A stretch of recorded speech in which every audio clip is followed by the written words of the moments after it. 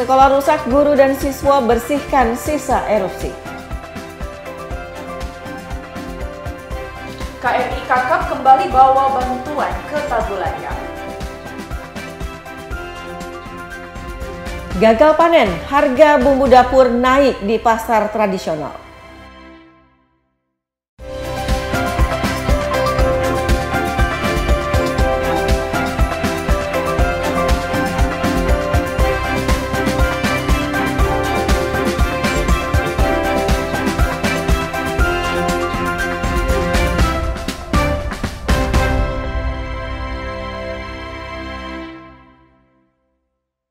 Halo, selamat pagi masyarakat Manado dan Sulawesi Utara. Ya, senang sekali di pagi hari ini. Tidak terasa ini sudah hari Jumat terakhir di bulan April lagi, Hana ya. Ternyata waktu cepat sekali berlalu dan kami berdua hadir kembali menjumpai pemirsa Kompas TV Manado dimanapun berada dengan serangkaian informasi menarik yang telah kami siapkan. Betul sekali Susan ya. Selain ketiga informasi tadi, kami tentunya punya beragam informasi menarik lainnya untuk Anda. Dan bagi Anda yang ingin menyaksikan siaran Sapa Manado melalui siaran TV digital, kami juga hadir melalui kanal YouTube dan Facebook dengan nama Kompas TV Manado. Betul sekali. Tidak usah berlama-lama lagi, bersama saya Susan Palilingan dan saya Hana Imbar. Inilah Sapa Manado selengkapnya.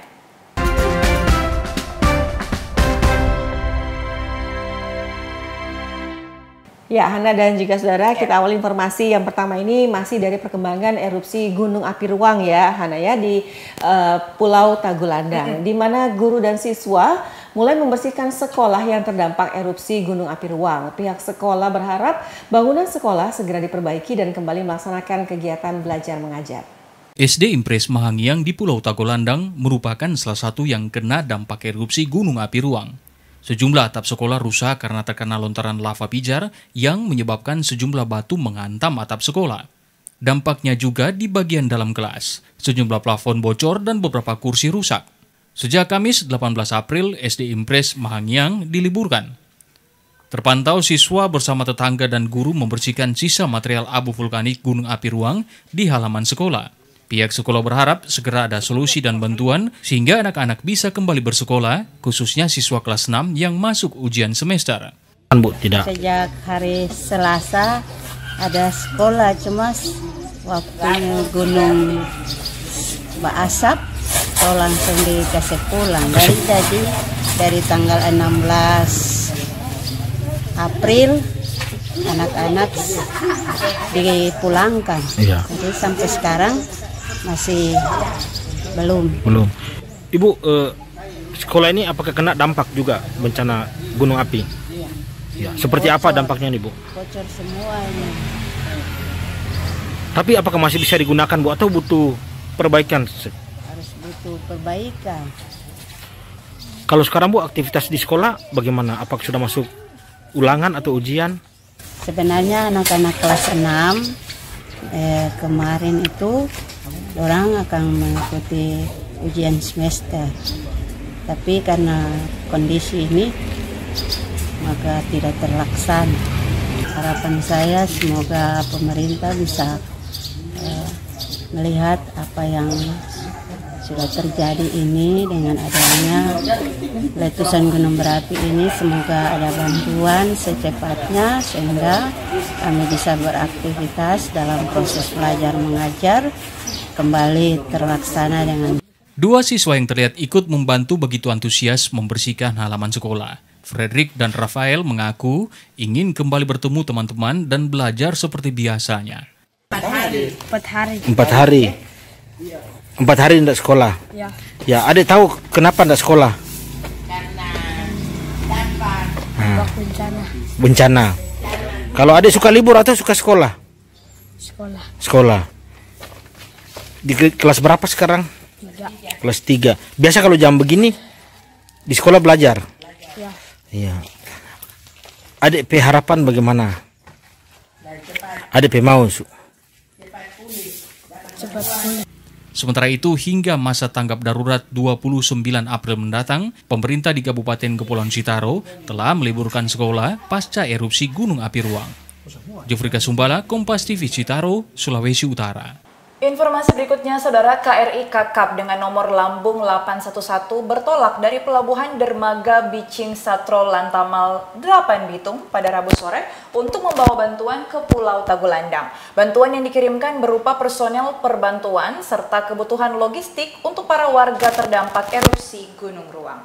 Ratusan personil TNI dari 3 matra masing-masing Angkatan Darat, Angkatan Laut, dan Angkatan Udara diberangkatkan dengan KRI Kakap untuk menuju Pulau Tagulandang.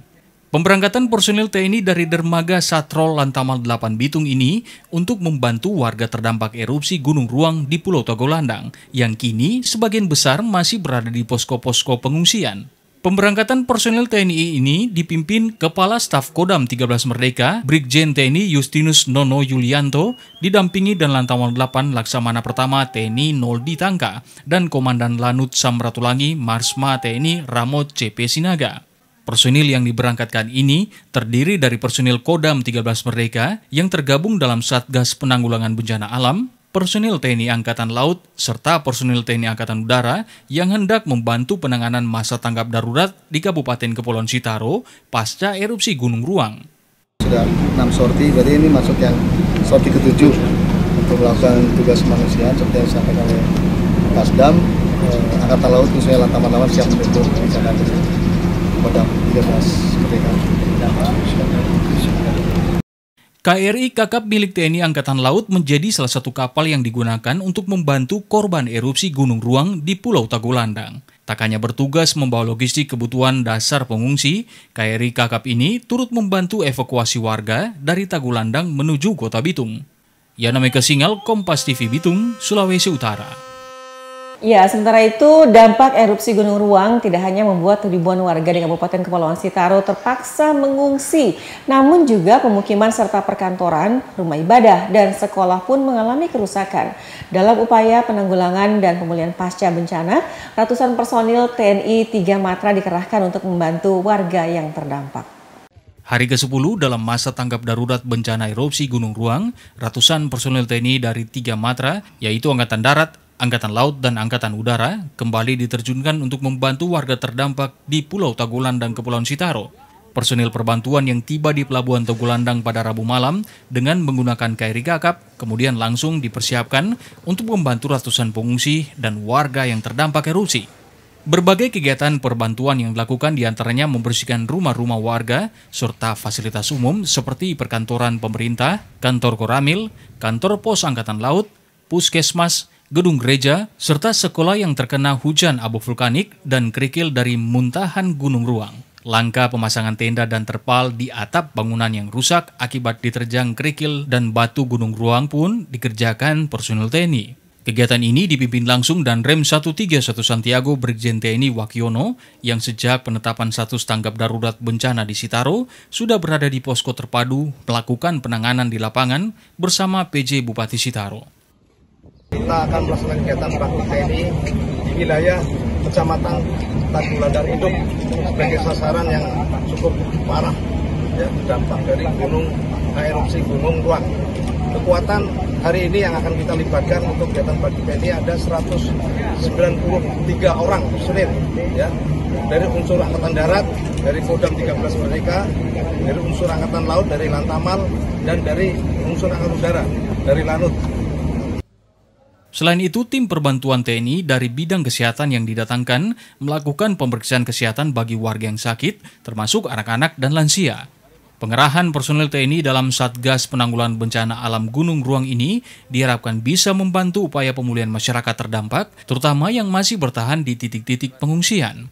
Sangat berterima kasih kepada seluruh anggota TNI serta anggota Polres Madang yang di mana di saat ini telah membantu kami dalam bencana alam di Pulau Sitaro Ruang, dan kami bersyukur semua karena Tuhan kami boleh ada sampai seperti ini semua, dan kami berterima kasih pemerintah sangat peduli kepada kami. Kami sungguh berterima kasih bahwa pemerintah yang ada kami boleh soal makanan, soal apa semua kami boleh ada di saat ini. Kami bersyukur dan berterima kasih bahwa segala sesuatu pasti Tuhan akan membalas. Data terakhir yang dirilis, dampak erupsi Gunung Ruang telah mengakibatkan 12.476 jiwa terdampak dan 3.598 jiwa terpaksa mengungsi, serta sebanyak 3.908 rumah penduduk yang berada di Pulau Ruang dan Pulau Tagulandang mengalami kerusakan. 2 desa di Pulau Ruang, masing-masing desa Laing Patehi dan Pumpente, merupakan desa yang terdampak paling parah akibat erupsi ini, dan seluruh penduduknya telah dievakuasi ke tempat yang lebih aman oleh pemerintah. Tidak ada laporan korban jiwa dalam erupsi Gunung Ruang ini. Yana Meka Singal, Kompas TV, Sitaro, Sulawesi Utara. Ya, semoga akan semakin membaik Hana ya. Sudah kurang lebih 1 minggu lebih ya setelah erupsi Gunung Api Ruang di Tagulandang ini. Dan sampai hari ini kita bersyukur ya Susan, karena sudah tidak ada lagi erupsi yang terjadi, dan semoga proses pemulihan dari bangunan-bangunan yang rusak maupun masyarakat di sana juga berjalan dengan lancar. Ya Susan dan juga saudara, kita ke informasi yang berikutnya. Saudara, harga bumbu dapur di pasar tradisional Lolak, Kabupaten Bolaang Mongondo, Sulawesi Utara mengalami kenaikan. Pedagang mengatakan kenaikan harga terjadi karena mengalami gagal panen. Dari pantauan di pasar tradisional Lolak, Bolaang Mongondo, Sulawesi Utara, harga bumbu dapur jenis bawang merah, cabai rawit, dan tomat mengalami kenaikan. Harga bumbu dapur bawang merah yang sebelumnya dijual Rp40.000 per kilogram, kini dijual dengan harga Rp60.000–70.000 per kilogram. Sementara harga cabai rawit yang sebelumnya dijual dengan harga Rp45.000 per kilogram, kini juga dijual dengan harga Rp70.000 per kilogram. Sedangkan harga tomat yang sebelumnya dijual dengan harga Rp5.000 per kilogram, kini dijual dengan harga Rp12.000 per kilogram. Pedagang mengatakan kenaikan harga bumbu dapur dikarenakan terjadi gagal panen akibat dari cuaca yang tidak menentu ditambah dengan stok ketersediaan yang kurang. Sebelumnya dijual berapa, Bu? Sebelumnya 40, sekarang 70. Naik, Bu, ya? Iya. Itu alasannya gara-gara apa, Pak, naik? Mungkin gagal panen atau masih sementara tanam. Iya, dari informasinya seperti itu, Bu. Iya. Oke, nah dengan naiknya bumbu dapur ini bagaimana pembeli? Ada atau? Ada, biasa. Kalau bawang merah naik sekarang. Mulai bulan puasa masih penjual 40. Ini so 60. 60.000. Terus harga ricak? Harga ricak so 70 sekarang. Biasa cuma 50, 60. Ini Berarti 70. Iya, berarti ini, Bu, mengalami kenaikan ini karena apa, Bu, kira-kira? Kurang orang panen. Kurang orang panen. Biasanya diambil di mana, so ini? Biasa cuma ambil di sini, no?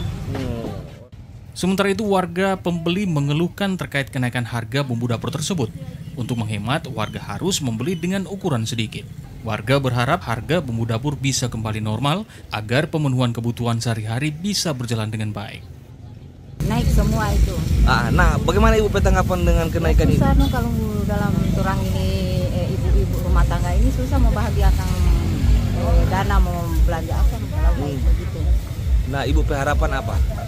Harapan tetap agak kasih turun sedikit lah. Para pedagang yang berada di pasar Lolak, Bolaang Mongondo juga mengaku karena kenaikan harga bumbu dapur, intensitas pembeli juga berkurang. Aldi Paskual, Kompas TV, Bolaang Mongondo, Sulawesi Utara. Ya, kita ke informasi lainnya, saudara. Warga Karame, Kota Manado dihebohkan dengan kasus penemuan mayat di pinggir Sungai Dastondano pada hari Kamis siang. Dari data yang didapatkan, korban meninggal karena mengidap penyakit epilepsi. Warga dihebohkan dengan adanya penemuan mayat seorang pria di daerah aliran Sungai Dastondano di Kelurahan Karame, Kecamatan Singkil, Kota Manado pada hari Kamis siang. Dari informasi yang dihimpun bahwa mayat berjenis kelamin laki-laki tersebut ditemukan pertama kali oleh seorang anak, kemudian memanggil warga sekitar. Setelah beberapa saat kemudian, personel dari Polsek Singkil langsung datang mengevakuasi dan langsung dibawa ke Rumah Sakit Bayangkara Manado. Dari informasi yang dihimpun, sosok mayat tersebut bernama Zainal Hussein, umur 38 tahun, dan korban juga mengidap penyakit epilepsi. Jimmy Dapar, Kompas TV, Manado, Sulawesi Utara. Ya, saudara, jangan kemana-mana. Usai jeda pariwara berikut ini, kami masih memiliki informasi menarik lainnya untuk Anda. Tetaplah bersama kami.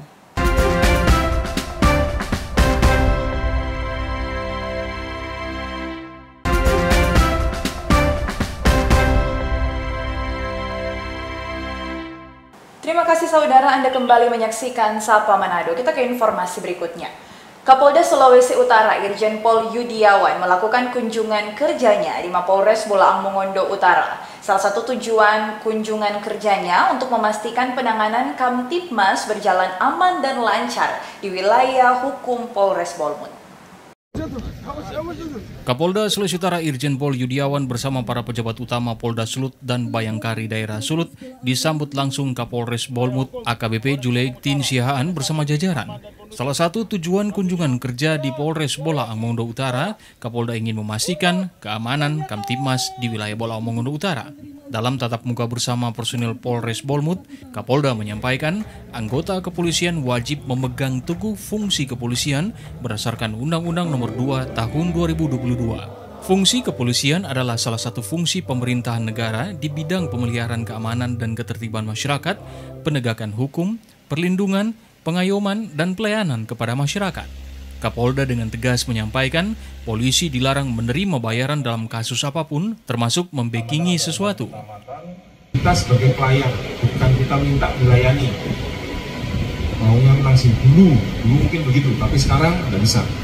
Undang-undang pokok yang dulu, tahun 97 itu mungkin bisa begitu, sekarang tidak bisa.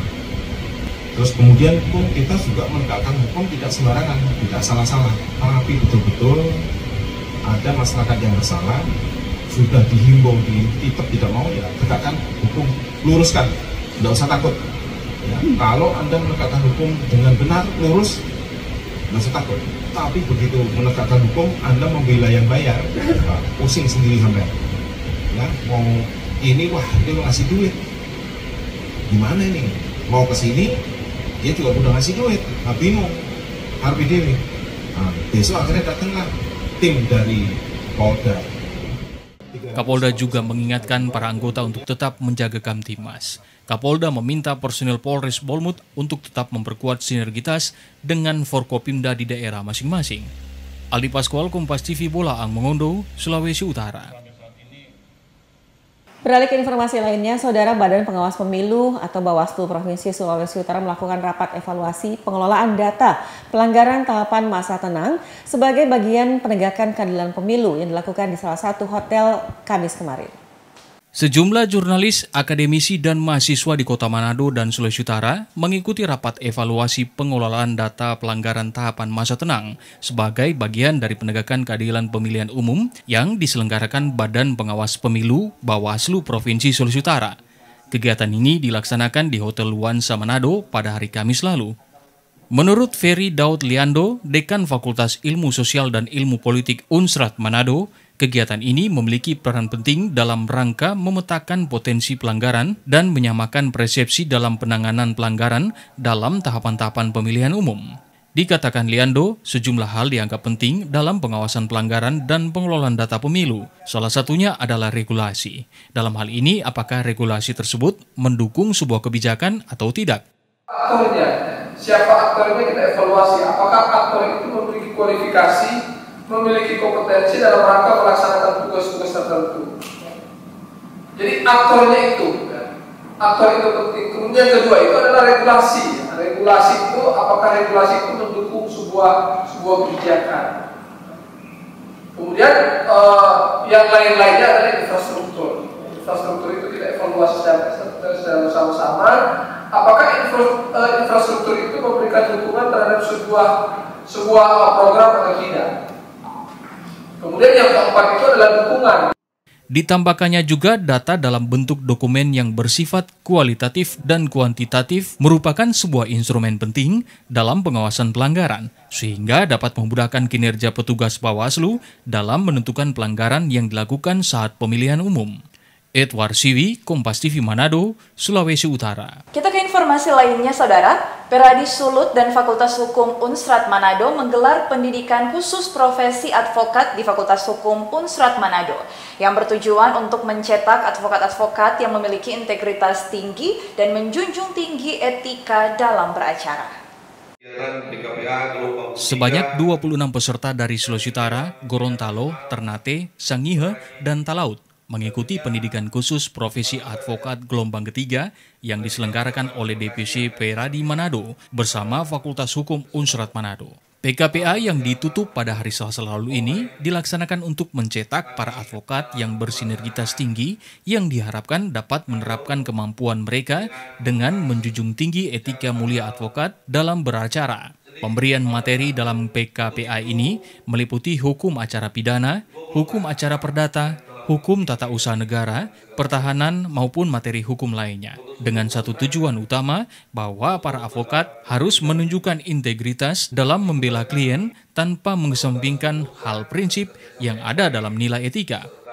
Pendidikan khusus profesi advokat ini mempersiapkan para peserta untuk terjun di dalam dunia advokat atau peradilan nantinya dalam hukum acara. Berarti mereka akan mengikuti proses litigasi maupun non litigasi.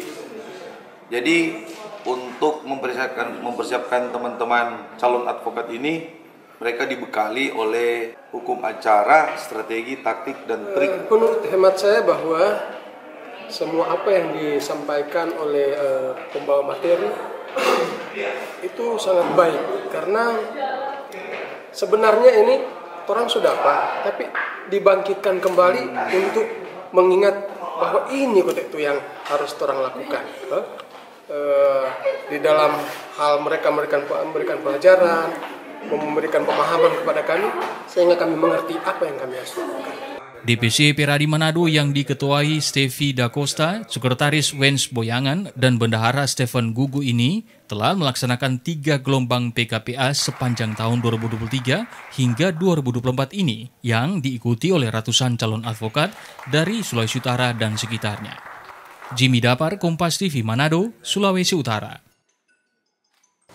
Ya, kita beralih ke informasi selanjutnya, Hana dan juga saudara. Harga daging babi di beberapa pasar tradisional terjadi kenaikan yang cukup tinggi, seperti daging babi yang ada di Pasar Beriman Kota Tomohon yang tembus di harga Rp150.000 per kilogram.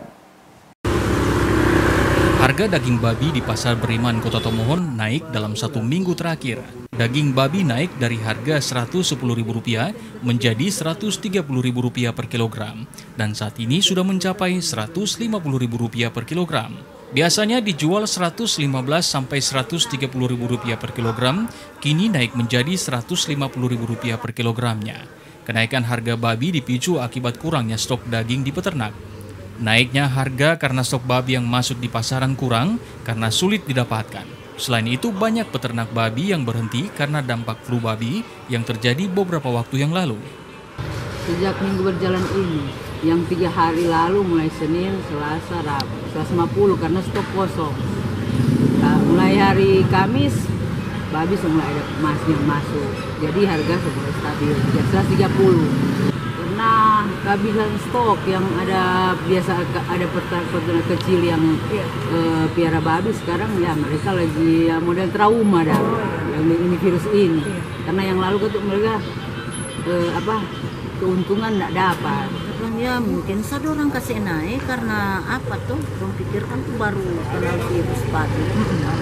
Orang mungkin makanan lain naik kuat. Bagaimana dong nak mesti naik tuh makanan? Babi pe banyak dan mati-mar tuh makanan naik makanan. Oh malah karena bapiara pemerintah dapat virus babi. Kalau tetap dong beli kalau memang tuh orang ada doi marga. Mereka pun hanya membeli daging dari peternak di luar daerah seperti Kota Mubagu dan Sulawesi Tengah. Pedagang dan warga berharap agar harga bisa kembali normal turun, karena dengan naiknya harga daging babi membuat pedagang sepi pembeli. Tim Liputan Kompas TV Tomohon, Sulawesi Utara. Ya, saudara, itulah tadi informasi yang berhasil dihimpun oleh tim redaksi Kompas TV Manado. Dan berikut kami juga punya informasi pengetahuan untuk melengkapi hasanah Anda. Ini dia.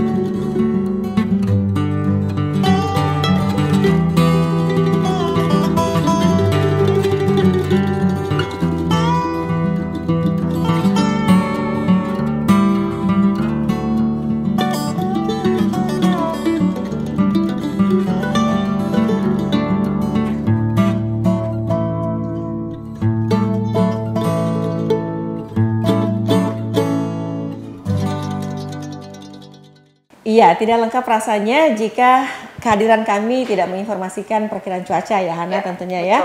Dan pagi hari ini kami akan menghadirkan informasi perkiraan cuaca dari Badan Meteorologi, Klimatologi dan Geofisika Kota Manado untuk Anda dalam beraktivitas hari ini supaya kita tahu panduannya seperti apa. Berikut informasi perkiraan cuaca.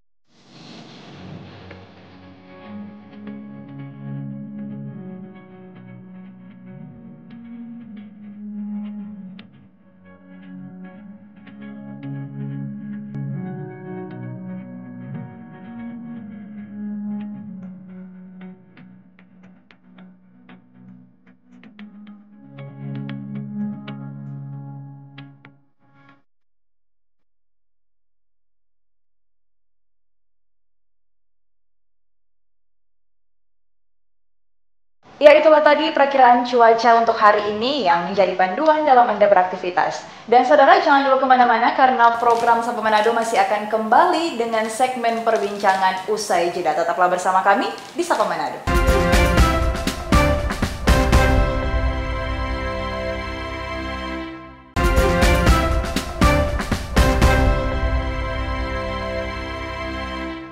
Anda kembali bersama kami di Sapa Manado dan kita sudah masuk ke dalam segmen perbincangan, dan kali ini kita akan berbincang mengenai topik yang cukup menarik karena sering menjadi sorotan berupa peristiwa-peristiwa yang sering kali kita lihat di media-media yang sering kali terjadi akhir-akhir ini, yakni memahami emosi pada manusia. Kita akan berbincang dengan Dr. Joy Ratu, praktisi kesehatan. Selamat pagi dokter, terima kasih atas waktunya. Salam sehat. Salam sehat. Yang paling penting dari kesehatan itu sendiri sebenarnya termasuk juga kesehatan emosi. Nah, ini mempengaruhi banyak aspek termasuk kesehatan tubuh sendiri juga, betul dokter? Betul, ya. Namun yang paling sering kita lihat akhir-akhir ini adalah kurang bisanya manusia mengelola emosi, mengakibatkan ada banyak kriminalitas, pembunuhan, bahkan terjadi di lingkup yang paling terdekat. Katakanlah ada ayah bunuh anak, ada suami membunuh istri, itu sangat lekat dengan kita. Dan baru-baru tadi pagi saya melihat di sosial media seorang remaja, influencer juga yang notabene menjadi panutan oleh banyak-banyak remaja juga karena punya platform yang besar, followernya banyak, bunuh diri sambil live di Instagramnya. Tanggapan Anda tentang emosi dulu secara umum pada manusia, dan bagaimana secara umum manusia memetakan bahwa emosi ini sudah on track, sudah sewajarnya digunakan, begitu dok? Ya, terima kasih. Sebelum membahas tentang emosi pada manusia, kita memang seringkali memberikan proporsi yang terlalu sedikit mengenai kesehatan mental.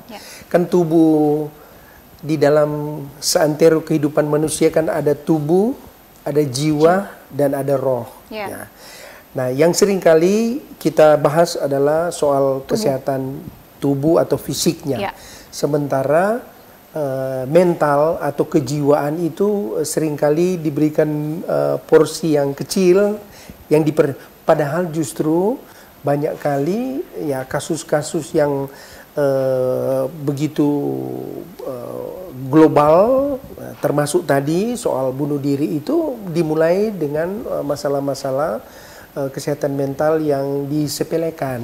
Nah, oleh karena itu penting bagi masyarakat juga memahami tentang kesehatan mental itu sendiri. Sementara emosi itu hanya sebagian kecil dari manifestasi kejiwaan seseorang yang boleh muncul dan kita bisa perhatikan setiap hari. Saya ambil contoh anak-anak menangis, marah, memberontak dan lain sebagainya, itu adalah ungkapan-ungkapan emosional dari si anak itu terhadap sesuatu yang dihadapi. Jadi kalau kita lihat yang paling sederhana, pengertian yang paling sederhana dari emosi itu adalah suatu reaksi yang diberikan terhadap seseorang atau satu keadaan ya sebagai manifestasi respons terhadap rangsangan yang muncul.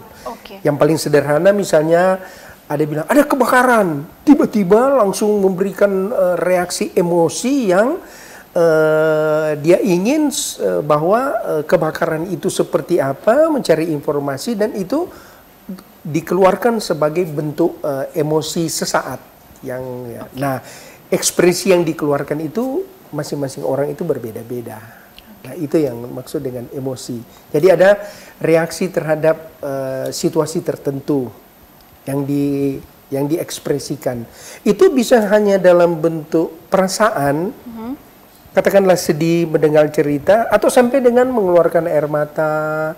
Begitu juga marah, ada yang hanya marah seperti itu, ada sampai mengepalkan tangan, sampai berteriak. Nah, itu ekspresi itu berbeda-beda untuk setiap intensitas rangsangan yang muncul.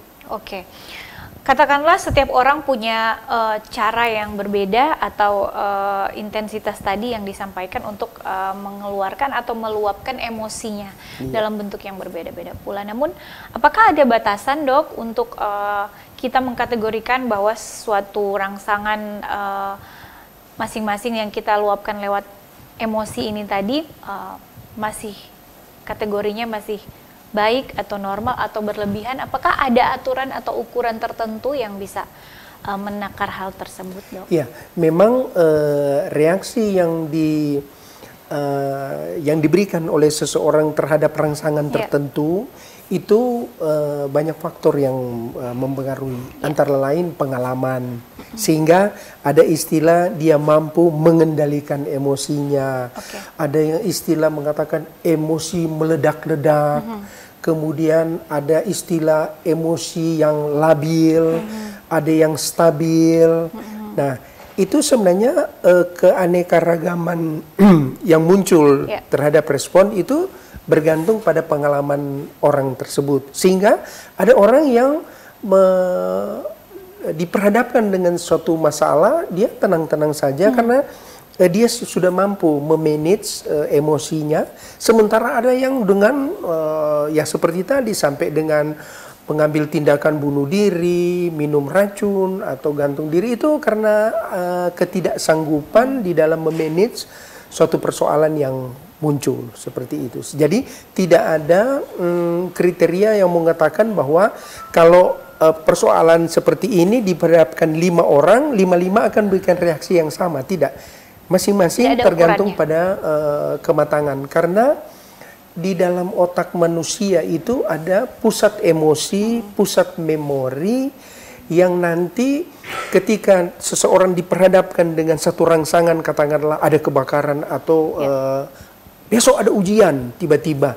Nah, di dalam pengelolaan yang kalau di istilah kedokteran ada sistem limbik itu, dia nanti akan melalui signal-signal di otak yang kemudian dia akan diekspresikan oleh orang yang bersangkutan ini dengan manifestasi yang berbeda-beda. Ya. Jadi tidak ada batasan yang normal dan yang tidak ya, karena beda-beda masing-masing orang.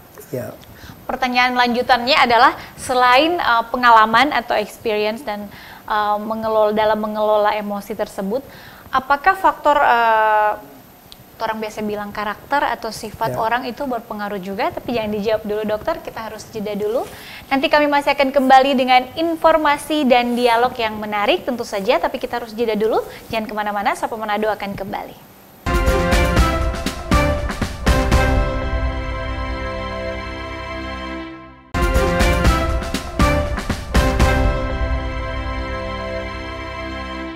Anda masih bersama kami di Sapa Manado. Kita masih berbincang mengenai memahami emosi pada manusia dengan Dr. Joy Ratu selaku praktisi kesehatan. Tadi sebelum break sudah saya sempat tanyakan dulu, Dok.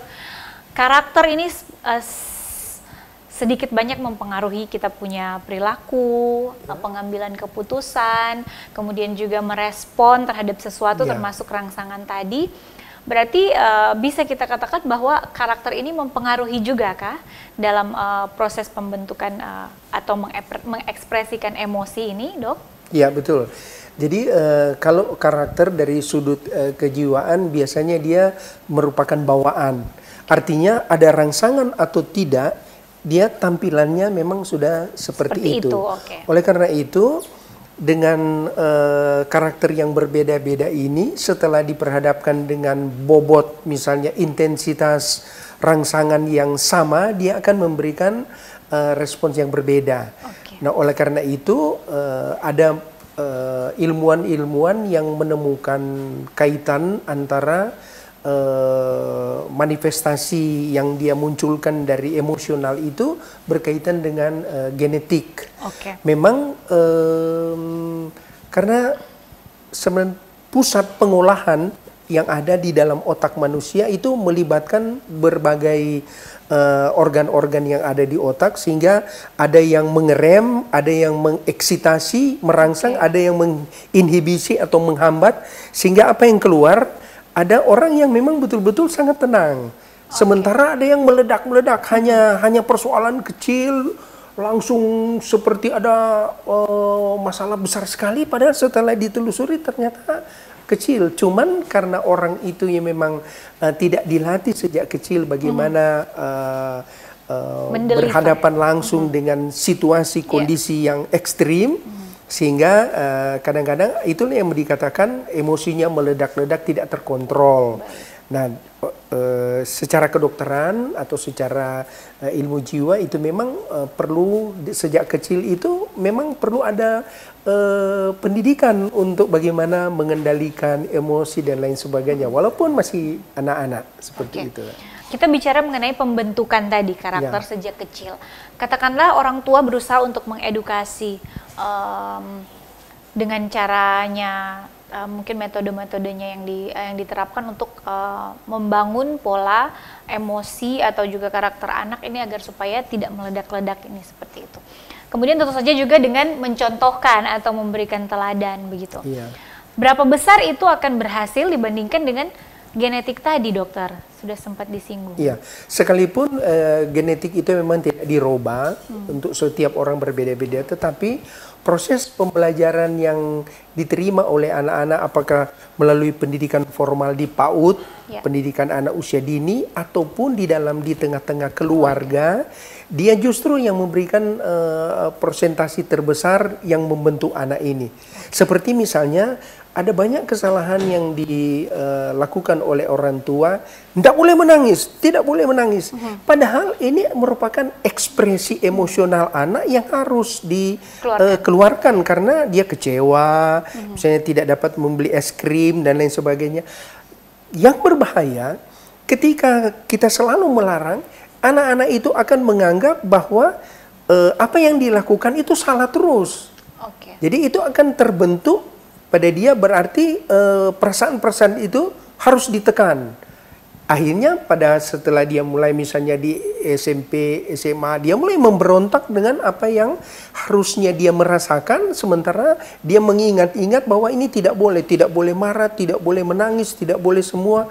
Padahal biarlah ekspresi anak-anak ini muncul, yang kemudian orang tua tinggal melakukan pembinaan supaya dia tidak memberikan efek samping yang lebih besar. Artinya menangis saja, dek, silakan menangis, atau silakan marah, biarlah dia marah, supaya dia nanti membentuk bahwa ini adalah karakter saya yang nanti ke depan saya harus tegas karena saya. Kalau ditekan-tekan terus sejak kecil, nah dia tidak akan memiliki suatu karakter yang dia akan pegang sebagai modal dia setelah dia dewasa, seperti itu. Baik, jadi kalau kita baca-baca juga memang menangis ini adalah bentuk emosi satu-satunya yang diketahui anak sejak lahir. Jadi orang tua tugasnya mengarahkan untuk bisa lebih berkomunikasi dengan variatif, mungkin dengan berbicara atau seperti apa. Jadi tidak selalu menangis, tapi tidak boleh melarang anak. Kemudian mengenai pola pendidikan anak untuk membangun karakter yang baik, emosinya yang baik juga, dok.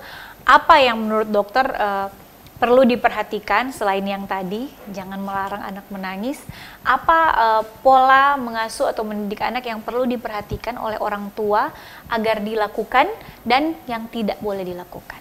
Iya, para psikolog mengatakan jiwa anak-anak seperti kertas yang kosong, masih putih, belum ada coretan-coretan. Nah, coretan-coretan ini akan mulai muncul ketika anak ini mulai mengerti, termasuk dia akan mencontohi apa yang dia lihat setiap hari terhadap bapak, ibunya, memberikan contoh. Oleh karena itu keteladanan orang tua ini yang dia akan ikut. Makanya nanti akan ada istilah yang mengatakan, oh pantas ini anak orang tuanya seperti ini. Ada istilah yang bilang buah jatuh tidak jauh dari pohon, sebenarnya karena mulai dari kecil dia sudah mengikuti keteladanan, ada yang positif. Kalau dia positif lumayan lah dia akan ikut. Tetapi kalau orang tua memberikan contoh yang negatif, katakanlah misalnya membuang sampah sembarangan, anak tahu bahwa ternyata boleh seperti itu. Kemudian kalau orang tua meledak-ledak dalam emosional yang tidak terkontrol, anak ini juga akan ikut. Oleh karena itu memang sangat berbahaya kalau anak-anak itu tidak diberikan batasan-batasan yang proporsional yang sebenarnya, supaya dia memang akan terbentuk suatu karakter yang secara emosional dia dianggap diterima di masyarakat. Baik. Boleh mungkin sedikit diberikan gambaran secara umum, contohnya mungkin batasan-batasan yang perlu untuk sejak 0 tahun sampai dengan mungkin dia remaja begitu, perlu sangat penting ditanamkan oleh orang tua. Ya, perlu ditanamkan oleh orang tua, misalnya katakanlah contoh yang paling sederhana, membangun simpati dari anak.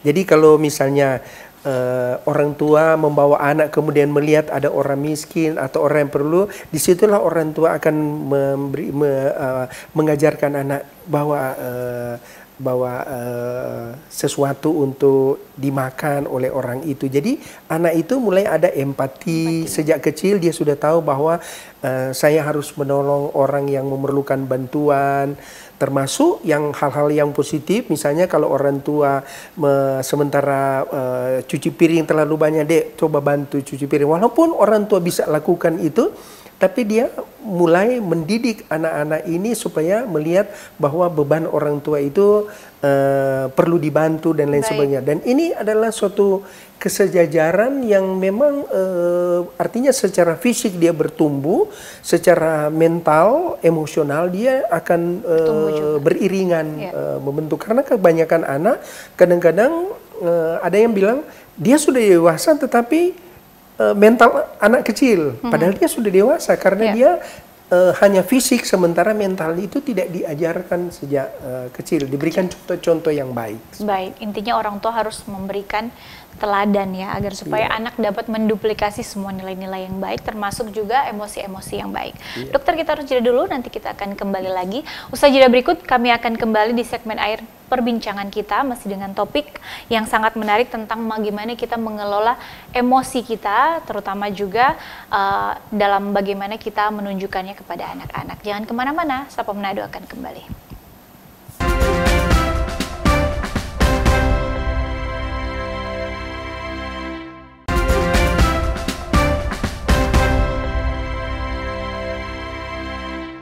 Terima kasih Anda masih bersama kami di Sapa Manado. Kita masih membahas mengenai memahami emosi pada manusia. Hari ini dengan Dr. Joy Ratu, praktisi kesehatan. Dokter, hari-hari ini banyak kita lihat, kita saksikan juga di media-media bagaimana banyak peristiwa-peristiwa yang melibatkan pengelolaan emosi yang kurang, yang mungkin katakanlah kurang dewasa karena mungkin sejak kecil kurang diarahkan. Ini banyak sekali menimpa remaja-remaja atau orang yang justru belum dewasa begitu. Padahal kalau kita lihat secara umum tekanan hidup anak-anak sekolahan atau anak remaja hanya sebatas pekerjaan rumah, PR, atau mungkin cinta monyet dan lain sebagainya. Apa yang sedang terjadi saat ini? Fenomena apa yang terjadi di dalam dunia kesehatan, khususnya kesehatan mental, dokter? Karena ada banyak sekali, hampir setiap hari kita lihat ada terjadi.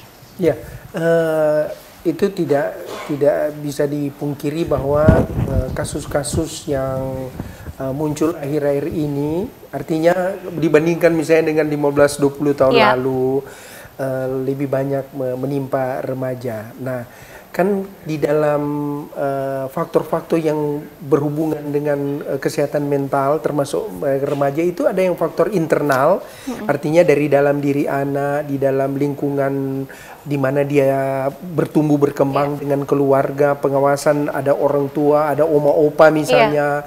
Nah, sekarang ini dengan adanya kebebasan remaja itu para psikolog mengatakan remaja itu masih mencari identitas.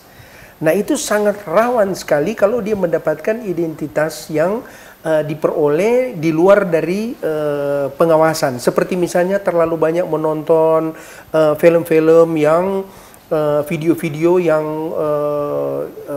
perilaku-perilaku kekerasan, dan itu mereka mencontohi seperti balapan mobil, balapan motor yang tidak terkontrol, termasuk tawuran-tawuran. Itu adalah bagian dari contoh-contoh yang tidak dapat diawasi lagi oleh orang tua atau keluarga, sehingga mereka mendapatkan informasi-informasi itu melalui media ya, yang mereka sendiri tidak bisa mengadakan seleksi yang mana yang bisa diambil, mana yang tidak diambil. Nah, oleh karena itu kejadian-kejadian ini pada setiap kali ditanyakan oleh aparat mengapa mereka selalu melihat contoh.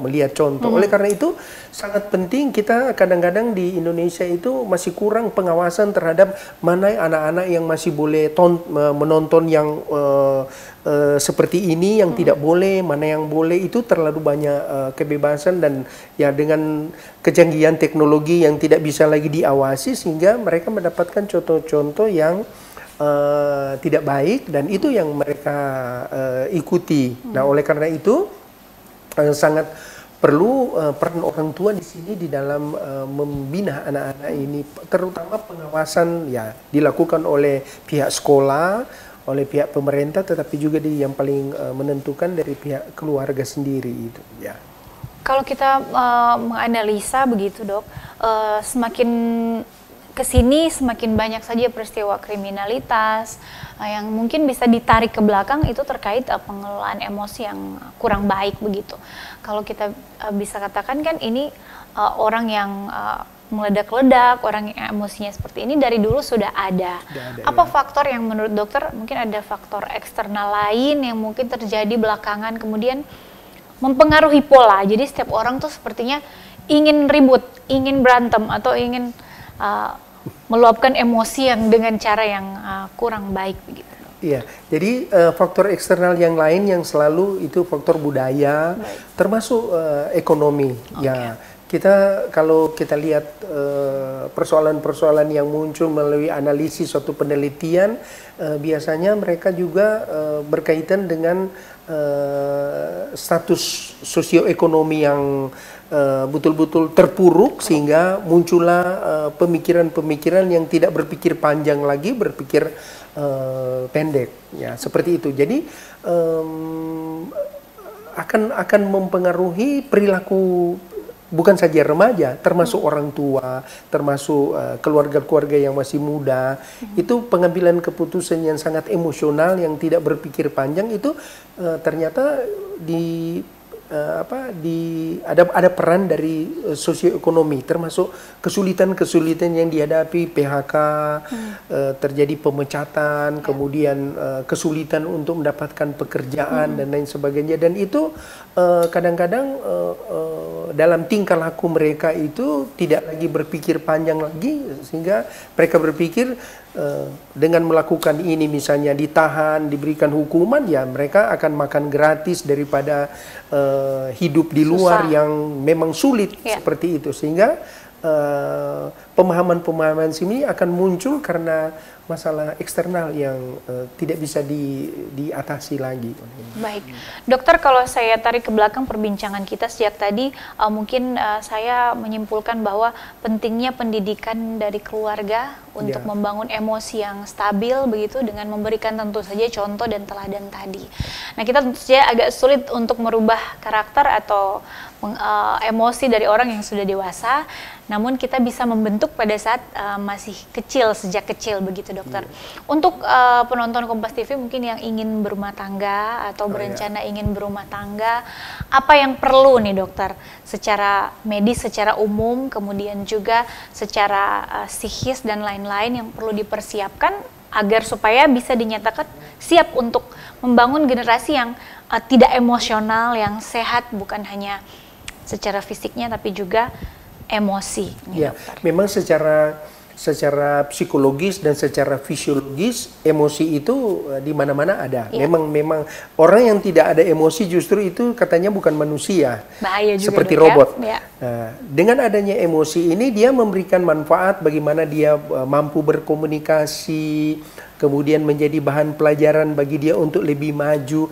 Karena sebenarnya emosi cuma ada dua, tidak ada emosi baik dan buruk. Hanya ada emosi yang menyenangkan dan tidak menyenangkan. Makanya ada dua jenis emosi. Itu emosi yang positif dan negatif. Positif misalnya gembira, senang, sukacita, rasa bersyukur. Sementara yang negatif itu marah, sedih, macam-macam yang berlawanan antara dua. Tapi bagaimana mengelola ini, itu yang memang mesti dari sejak awal itu diberikan kebebasan kepada anak-anak. Tinggal mengontrol mereka supaya lebih banyak energi positif artinya yang dimunculkan. Karena di dunia kedokteran jiwa ada yang namanya terapi sublimasi. Artinya pengendalian. Seperti misalnya anak mengamuk seperti itu. Tantrum. Coba misalnya dia lagi marah yang sudah memberontak seperti itu, kemudian dialihkan dengan sesuatu yang bukan itu. Seperti pemain, siapa punya ini? Siapa punya ini? Dia pas dia lihat sini, ini akan reda dan kemudian dia akan berkonsep. Jadi pemindahan perhatian, dan itu adalah suatu teknik yang dilakukan oleh orang tua supaya dia akan melupakan apa yang sementara dia peroleh, sementara dihadapi, yang kemudian sublimasi ke hal-hal yang lain. Itu juga di teknik seperti tadi membangun rumah tangga, suami istri kadang-kadang meledak-meledak di satu persoalan, coba dibelokkan ke persoalan yang lain supaya mungkin dengan dia menghadapi persoalan ini dia akan melupakan yang sebenarnya, yang menjadi inti persoalan yang bisa itu. Dan memang betul kalau di luar negeri itu sangat-sangat mereka untuk menghindari hal-hal yang itu. Kalau ada emosional yang meledak, jangan ada di dapur, di mana ada pisau, ada gunting. Kadang-kadang media itu digunakan untuk menyempurnakan emosi yang betul-betul negatif, yang kemudian akan memberikan korban. Tapi kalau dia misalnya hanya marah saja, kan kalau emosi itu ada hanya dalam bentuk perasaan atau di dalam temperamen, artinya dalam sikap. Jadi merah, suara jadi besar, nah ekspresi seperti itu orang bisa mengenali, anak-anak bisa melihat ini kita orang tua sudah mulai tidak terkendali. Jadi dia akan belajar dari situ dan kemudian dia akan untuk berikut-berikut dia akan tahu bahwa untuk mengendalikan ini seperti ini. Baik. Baik, mudah-mudahan usai menonton ini kita sudah semakin bijaksana untuk mengelola dan mengekspresikan emosi. Gitu. Baik, dokter, kita sudah terbatas waktunya dan ini sudah di hujung pembicaraan kita pagi hari ini. Terima kasih banyak Dokter Joyratu atas waktunya, sukses dan salam sehat. Dan sebelum kita menutup perjumpaan kita pagi hari ini, kami sudah menyiapkan kata-kata motivasi untuk menyemangati pagi hari ini.